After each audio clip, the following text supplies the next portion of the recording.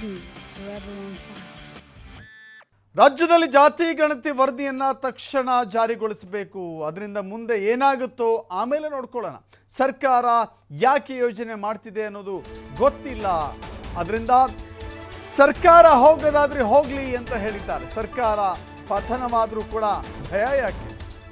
ಕಾಂಗ್ರೆಸ್ನ ಹಿರಿಯ ನಾಯಕ ಬಿ.ಕೆ. ಹರಿಪ್ರಸಾದ್ ಈ ಹೇಳಿಕೆಯನ್ನು ಕೊಟ್ಟಿದ್ದಾರೆ. ಜಾತಿ ಗಣತಿ ವರದಿಯನ್ನ ನಾವು ಸ್ಪಷ್ಟವಾಗಿ ಬಿಡುಗಡೆ ಮಾಡ್ತೀವಿ ಅಂತ ಹೇಳಿ ಚುನಾವಣೆಯ ಮ್ಯಾನಿಫೆಸ್ಟೋದಲ್ಲಿ ಹೇಳಿದ್ವಿ, ಪ್ರಣಾಳಿಕೆಯಲ್ಲಿ ಅದನ್ನು ಘೋಷಣೆ ಮಾಡಿದ್ವಿ. ಅತ್ಯಂತ ಪ್ರಮುಖವಾದಂಥ ಭರವಸೆ ಅದಾಗಿತ್ತು. ಜಾತಿ ಗಣತಿ ವರದಿ ಮಾಡೇ ಮಾಡ್ತೀವಿ, ಬಿಡುಗಡೆ ಮಾಡೇ ಮಾಡ್ತೀವಿ ಅಂತ ಹೇಳಿ ರಾಹುಲ್ ಗಾಂಧಿ ಓಪನ್ ಸ್ಪೀಚ್ನಲ್ಲೂ ಕೂಡ ಹೇಳ್ಕೊಂಡಿದ್ದಾರೆ. ಸಣ್ಣ ಪುಟ್ಟ ಲೋಪಗಳಿದ್ರೆ, ತಪ್ಪುಗಳಿದ್ರೆ ಸರಿಪಡಿಸಿ ಚರ್ಚೆ ಮಾಡಿ ಅದನ್ನು ಜಾರಿಗೊಳಿಸಬೇಕಾಗತ್ತೆ. ಜಾತಿ ಗಣತಿಯನ್ನು ಮಾಡಿರೋದು ಜನಸಾಮಾನ್ಯರ ಹಣದಿಂದ ಅಂತ ಹೇಳಿ ಹರಿಪ್ರಸಾದ್ ಹೇಳಿದ್ದಾರೆ. ಜಾತಿ ಗಣತಿಯ ವಿಚಾರಕ್ಕೆ ಸಂಬಂಧಪಟ್ಟಂತೆ ನಾನಾ ರೀತಿಯ ಚರ್ಚೆಗಳಾಗ್ತಾ ಇದೆ. ಸರ್ಕಾರದ ಮಟ್ಟದಲ್ಲೂ ಮುಖ್ಯಮಂತ್ರಿಗಳು ಕೂಡ ಹೇಳ್ತಾ ಇದ್ರು, ಜಾತಿ ಗಣತಿ ವರದಿಯನ್ನು ನಾವು ಬಿಡುಗಡೆ ಮಾಡಲಿಕ್ಕೆ ತಯಾರಾಗಿದ್ದೇವೆ, ಸಿದ್ಧರಿದ್ದೇವೆ ಅಂತ ಹೇಳ್ತಾ ಇದ್ರು.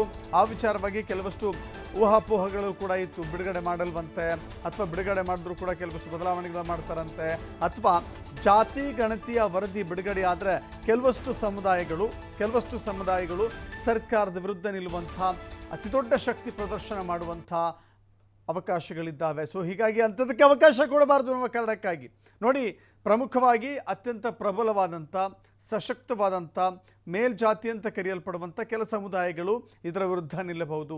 ಇಲ್ಲಿವರೆಗೂ ಕೂಡ ನಾವು ಇಡೀ ಕರ್ನಾಟಕದಲ್ಲಿ ಅತಿ ಹೆಚ್ಚು ಸಂಖ್ಯೆಯಲ್ಲಿದ್ದೇವೆ, ಅತಿ ಹೆಚ್ಚು ಜನಸಂಖ್ಯೆ ನಮ್ಮದು ಅಂತ ಹೇಳಿಕೊಳ್ಳುತ್ತಿರುವಂಥ ಜನಸಮುದಾಯ ಅಥವಾ ಜಾತಿ ಅಥವಾ ಸಮುದಾಯ ತಲೆ ಕೆಳಗಾಗುವಂಥ ಲೆಕ್ಕಾಚಾರಗಳಿರುತ್ತೆ. ಸೊ ಹೀಗಾಗಿ ಕೆಲ ಸಮುದಾಯಗಳು ವಿರೋಧಗಳನ್ನು ಅನೇಕ ಬಾರಿ ಚರ್ಚೆ ಮಾಡಲಾಗ್ತಾ ಇದೆ. ಕೆಲ ನಾಯಕರು ಕೂಡ ಅದಕ್ಕೆ ಪೂರಕವಾದಂಥ ಹೇಳಿಕೆಗಳನ್ನು ಕೂಡ ಕೊಡ್ತಾ ಇದ್ದಾರೆ.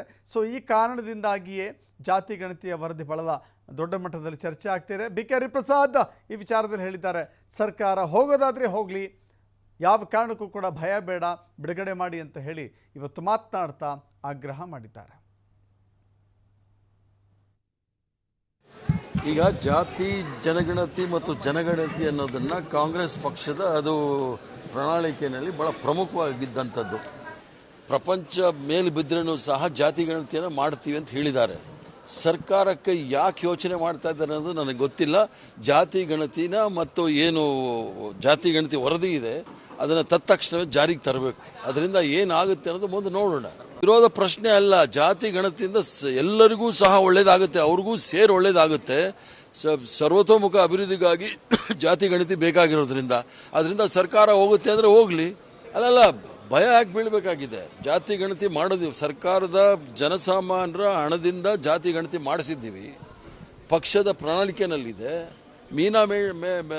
ಮೀನಾಮೇಷ ಎಣಿಸೋದು ಬೇಕಾಗಿಲ್ಲ. ನಮ್ಮೆಲ್ಲರ ನಾಯಕರಾಗಿರ್ತಕ್ಕಂಥ ರಾಹುಲ್ ಗಾಂಧಿ ಅವರು ಸಹ ಹೇಳಿದ್ದಾರೆ, ಮಲ್ಲಿಕಾರ್ಜುನ್ ಖರ್ಗೆ ಸಾಹೇಬರು ಸಹ ಹೇಳಿದ್ದಾರೆ, ಜಾತಿ ಗಣತಿ ಅನುಷ್ಠಾನಕ್ಕೆ ವರದಿಯನ್ನು ಜಾರಿಗೆ ತರಬೇಕು. ಅಕಸ್ಮಾತ್ ಅದರಲ್ಲಿ ಏನಾದರೂ ಸಣ್ಣ ಪುಟ್ಟ ತಪ್ಪುಗಳಿದ್ರೆ ಅದನ್ನು ಚರ್ಚಾ ಸಮಯದಲ್ಲಿ ಸರಿ ಮಾಡ್ಕೊಳ್ಬೋದು. ಅದನ್ನು ಮೊದಲಿಂದ ಹೇಳ್ತಾ ಇದ್ರೆ ಈಗಲೂ ಹೇಳ್ತೀನಿ.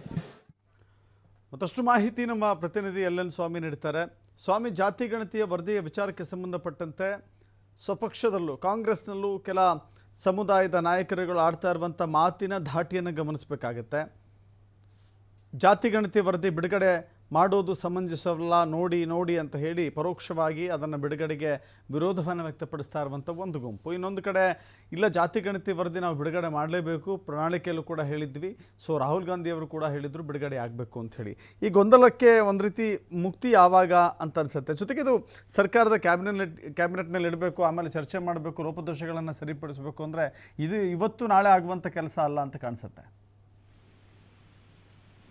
ಖಂಡಿತ ದರ್ಶಕ, ಈಗಾಗಲೇ ಜಾತಿ ಜನಗಣತಿಯನ್ನ ವರದಿಯನ್ನ ಜಾರಿಗೆ ತರ್ತೀವಿ ಅಂತ ಸಿಎಂ ಸಿದ್ದರಾಮಯ್ಯನವರು ಪದೇ ಹೇಳ್ತಾ ಇರೋಂಥದ್ದು.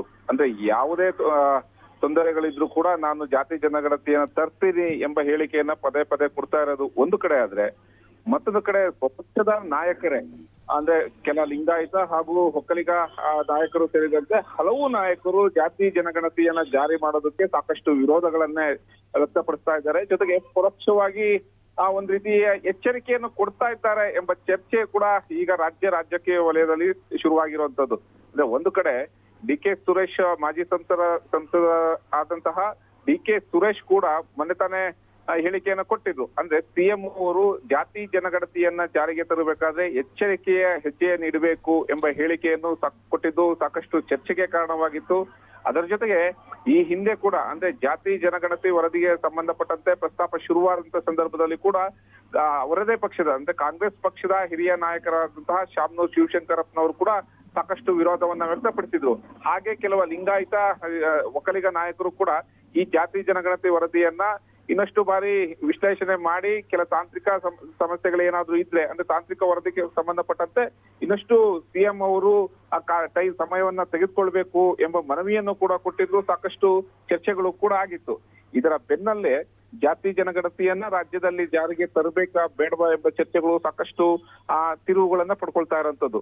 ಒಂದು ಕಡೆ ಸಿಎಂ ನಾನು ಜಾತಿ ಗಣತಿಯನ್ನ ಜಾರಿಗೆ ತರ್ತೀನಿ ಅನ್ನೋದು, ಮತ್ತೊಂದು ಕಡೆ ಇದರ ಪರ ವಿರೋಧಗಳು ಮತ್ತು ವಿರೋಧ ಮಾಡಿದವ್ರಿಗೂ ಕೂಡ ತಮ್ಮ ಪಕ್ಷದ ನಾಯಕರೇ ಒಂದು ತಿರುಗೇಟು ಕೊಡ್ತಾ ಇರೋದು ಸಾಕಷ್ಟು ಕುತೂಹಲ ಮೂಡಿಸ್ತಾ ಇದೆ. ಕೆ ಸುರೇಶ್ ಅಂದ್ರೆ ಮಾಜಿ ಸಂಸದ ಕೆ ಸುರೇಶ್ ಹೇಳಿಕೆಗೆ ಸಂಬಂಧಪಟ್ಟಂತೆ ಕಾಂಗ್ರೆಸ್ನ ಮತ್ತೊಬ್ಬ ಹಿರಿಯ ಶಾಸಕರಾದಂತಹ ಕೆ ಹರಿಪ್ರಸಾದ್ ಕೂಡ ಇವತ್ತು ಪ್ರತಿಕ್ರಿಯೆ ನೀಡಿರುವಂತದ್ದು. ಅದೇ ಯಾವುದೇ ಕಾರಣಕ್ಕೂ ಜಾತಿ ಜನಗಣತಿ ವರದಿಗೆ ಸಂಬಂಧಪಟ್ಟಂತೆ ಜಾರಿ ಮಾಡಬೇಕು, ರಾಜ್ಯದಲ್ಲಿ ಜಾತಿ ಜನಗಣತಿಯನ್ನ ಜಾರಿ ಮಾಡಲೇಬೇಕು. ನಮ್ಮ ಸರ್ಕಾರದ ಪ್ರಣಾಳಿಕೆ ಕೂಡ ಇದು. ನಾವು ಸರ್ಕಾರ ಬರೋಕ್ಕಿಂತ ಮುಂಚೆ ಜಾತಿ ಜನಗಣತಿಯನ್ನ ಜಾರಿಗೆ ತರ್ತೀವಿ ಅಂತ ಜನಗಳಿಗೆ ನಾವು ಒಂದು ಮಾತನ್ನ ಕೊಟ್ಟಿದ್ದೇವೆ. ಆ ಮಾತನ್ನ ಉಳಿಸ್ಕೊಳ್ಬೇಕು. ಜೊತೆಗೆ ಜನರಿಗಾಗಿ ನಾವು ಕೆಲಸ ಮಾಡಕ್ ಬಂದಿದ್ದೀವಿ, ಜನರ ಒಳಿತಿಗಾಗಿ ನಾವು ಕೆಲಸ ಮಾಡಕ್ ಬಂದಿದ್ದೀವಿ.